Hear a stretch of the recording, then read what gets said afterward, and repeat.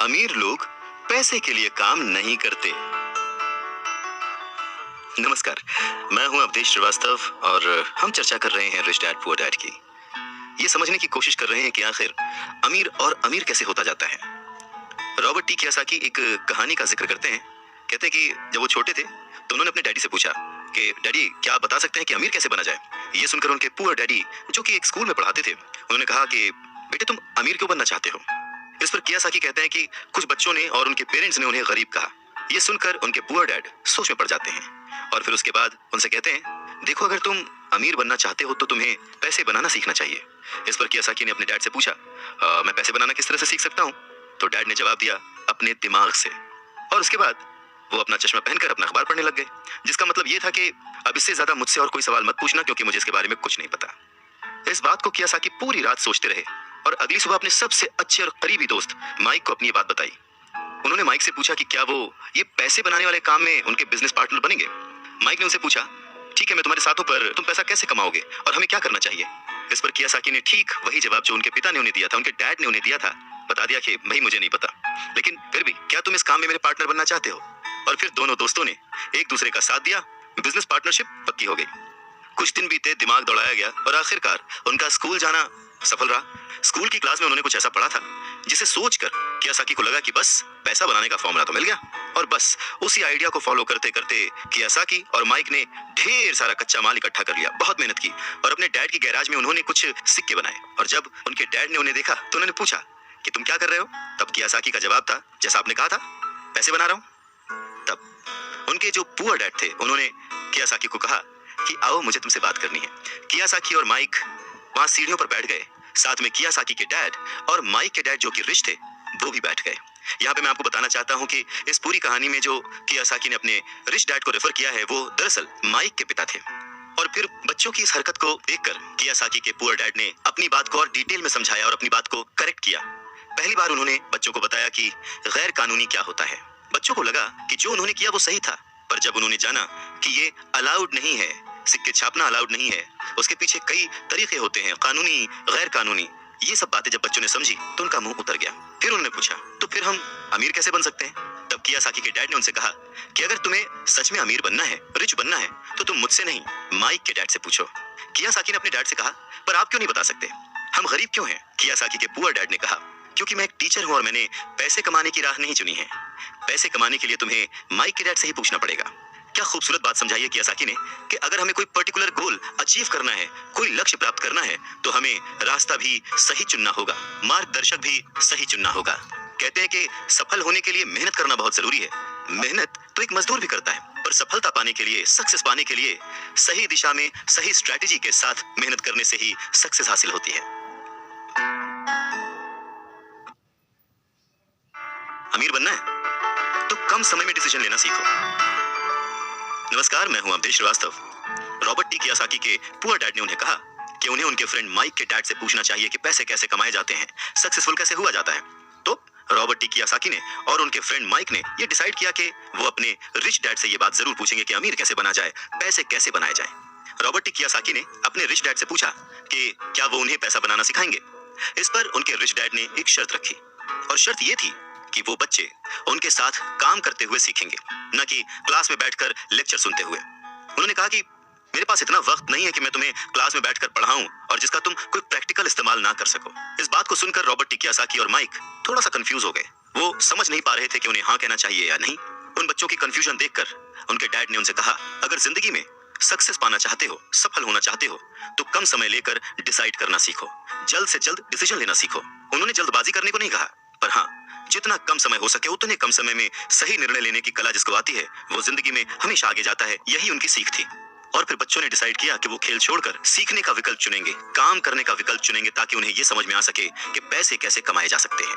बस फिर क्या था, बच्चे अगले ही दिन अपने रिच डैड के पास पहुंच गए। उनके रिच डैड ने उन बच्चों को एक शॉप पर सफाई का काम दिया। अब क्योंकि उस वक्त एसी और इस तरह की चीजें ज्यादा चलन में नहीं थी, तो दरवाजे मोस्टली खुले ही रहते थे, जिसकी वजह से सामान पर धूल जमी रहती थी और इस काम के उन्हें 30 सेंट मिलते थे। इस तरह से उन्हें एकदम भी पैसे नहीं बचते थे, वो परेशान रहते थे। और एक दिन उन्होंने माइक से कहा कि मैं अब काम नहीं करूंगा, या तो वो मेरी तनख्वाह बढ़ाएं या फिर मैं काम छोड़ रहा हूँ। उसके बाद 9 साल के रॉबर्ट टी कियोसाकी और उनका दोस्त माइक उनके रिच डैड से मिलने पहुंचे। रिच डैड के सामने बैठते ही माइक बुरी तरह से रो पड़े और उन्होंने कहा, डैड, आपने कहा था कि अगर मैं आपके लिए काम करूंगा तो आप मुझे पैसा कमाना सिखाएंगे। अपनी तरफ से मैंने पूरी ईमानदारी से काम किया है, कड़ी मेहनत की है। इस काम के लिए मैंने अपनी खेल तक की कुर्बानी दे दी और अब आप अपने वादे से मुकर रहे हैं। आपने मुझे कुछ भी नहीं सिखाया।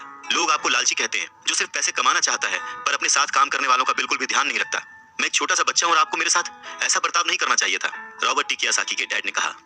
पर मैं तो तुम्हें काम सिखा रहा हूं। रॉबर्ट टी कियोसाकी कहते हैं कि उस वक्त वो गुस्से में थे तो उन्होंने पूछा, नहीं, आप मुझे कुछ नहीं सिखा रहे, बताइए आपने मुझे क्या सिखाया? कुछ भी नहीं। आपसे सीखने के लिए मैं बस चंद सिक्कों में काम करने के लिए तैयार हो गया और उसके बाद तो आपने मुझसे बात तक नहीं की। मैं आपकी शिकायत सरकार से करूंगा।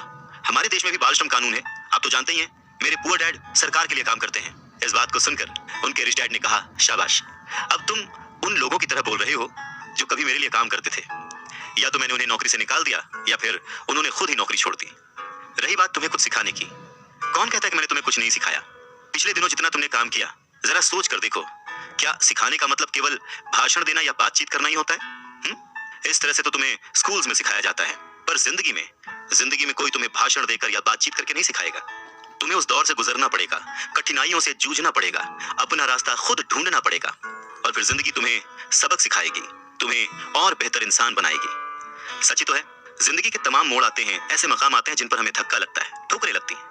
हम उस वक्त परेशान होते हैं कि हमारे साथ ऐसा क्यों रहा है, पर अगर ध्यान से देखा जाए तो जिंदगी उस झटके के जरिए हमें कह रही होती है कि जाग जाओ, मैं तुम्हें कुछ सिखाना चाहती हूँ। पर 9 साल के रॉबर्ट टी कियोसाकी को ये बड़ी बड़ी बातें समझ नहीं आई। तब उनके रिच डैड ने एक बार फिर से कहना शुरू किया, अगर जिंदगी तुम्हें कोई सबक सिखाए तो तुम्हें उसे सीखना चाहिए, क्योंकि अगर तुम उसे वो सबक नहीं सीखते तो पूरी जिंदगी, तुम्हारी ये जिंदगी लगातार तुम्हें धक्के देती रहेगी। अपनी जॉब में रहते हुए तुम अगर उसकी मुसीबतों से सबक लोगे, सीखोगे, तो तुम एक समझदार, अमीर और सुखी इंसान बन सकते हो। पर अगर तुम ये नहीं सीखते तो जिंदगी भर अपनी प्रॉब्लम्स के लिए अपनी नौकरी, कम सैलरी या फिर अपने बॉस को कोसते रहोगे और हमेशा उम्मीद करते रहोगे कि कोई और आए, तुम्हारी सैलरी बढ़ाए और तुम्हें सुख दे, जो कि पॉसिबल नहीं है। किसी दूसरे को बदलने से ज्यादा अच्छा और आसान है खुद को बदलना। नमस्कार, मैं हूं अवधेश श्रीवास्तव और हम चर्चा कर रहे हैं रिच डैड पुअर डैड की, जिसे लिखा है रॉबर्ट टी कियोसाकी ने। तो उनके रिच डैड ने उन्हें 10 सेंट हर घंटे की जॉब पर रखा। 10 सेंट बहुत ही कम होते हैं। रॉबर्ट टी कियोसाकी ने वो जॉब छोड़ दी और अपने रिच डैड के पास गए और गुस्से में उनसे कहा कि मैं इतने कम पैसे पे काम नहीं कर सकता। ये बात सुनकर उनके रिच डैड ने कहा, मुझे खुशी है कि तुम 10 सेंट पर काम करने के लिए असंतुष्ट हो। अगर तुम गुस्सा होकर मेरे पास नहीं आते तो मैं कभी भी तुम्हें पैसा बनाने की कला नहीं सिखाता। इस बात से यह साबित होता है कि तुम पैसा कमाना सीखना चाहते हो। रॉबर्ट टी कियोसाकी अपने डैड की बात बहुत ध्यान से सुन रहे थे। उनके डैड ने कहना जारी रखा, तुम्हें पता है कि गरीबी पैसों की नहीं, मन की होती है। इंसान पूरी जिंदगी डरते डरते सिर्फ पैसे के लिए ही काम करता रहता है। मैं कभी नहीं कहूंगा कि तुम पैसे के लिए काम करो। तुम्हें ऐसा काम करना चाहिए कि तुम्हारा पैसा तुम्हारे लिए काम करे। लोग कहते हैं कि मैं समस्या की जड़ हूं, मैं उन्हें कम पैसे देता हूं, पर सच तो ये है कि लोग उसी वेतन में काम करते रहना चाहते हैं। वो अपने आप से नहीं पूछते कि वो क्यों उतने कम पैसे में काम कर रहे हैं। पर अगर वो लोग या तुम इसी तरीके से सोचते रहे कि समस्या की जड़ मैं हूं, तो जिंदगी भर न वो लोग कुछ सीख पाएंगे न तुम कुछ सीख पाओगे। आसान क्या है, मुझे बदलना या फिर खुद को बदलना और अपने आप को इस लायक बनाना कि आप उससे अच्छा काम सीख पाए। अगर तुम पैसे के लिए काम करना सीखना चाहते हो तो स्कूल में ही रहो। ये सीखने के लिए उससे बढ़िया जगह कोई और है नहीं।